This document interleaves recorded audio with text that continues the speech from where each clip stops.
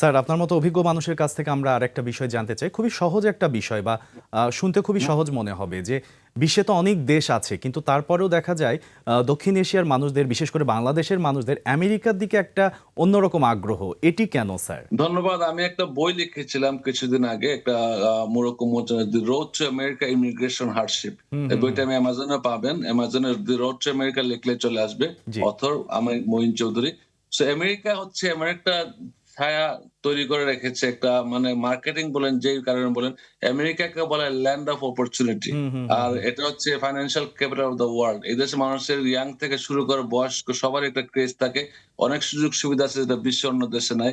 এবং আচ্ছা। Diversified community এই দেশে। বিশ্বের সব দেশের লোক আমেরিকায় থাকে। হুম, হুম, এমন হুম। কোন দেশ আপনি নাই যে তার লোক আমেরিকাতে নাই। তার খাবার বলেন, কালচার বলেন, হুম, তার হুম, হুম, তার হুম। সব ধরনের সংস্কৃতি আমেরিকায় আছে। আচ্ছা। এইটাই মনে হয় আমেরিকাকে আকৃষ্ট করে।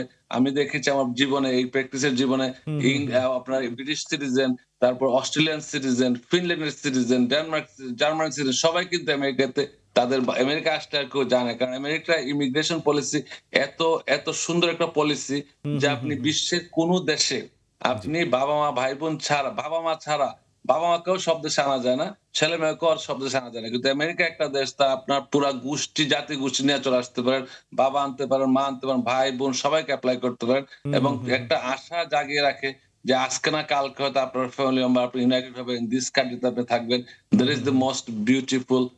এই দেশের ডেমোক্রেসি বলেন, সব দিক দিয়ে দেশটা উন্নত হওয়াতে, হুম, হুম, কিন্তু হুম। আমরা ইমিগ্রেন্টরা দেশটাকে ওই দেশের ভাবমূর্তি নষ্ট করে ফেলাতে এখন এই সমস্যা ফেস করতেছি আমরা।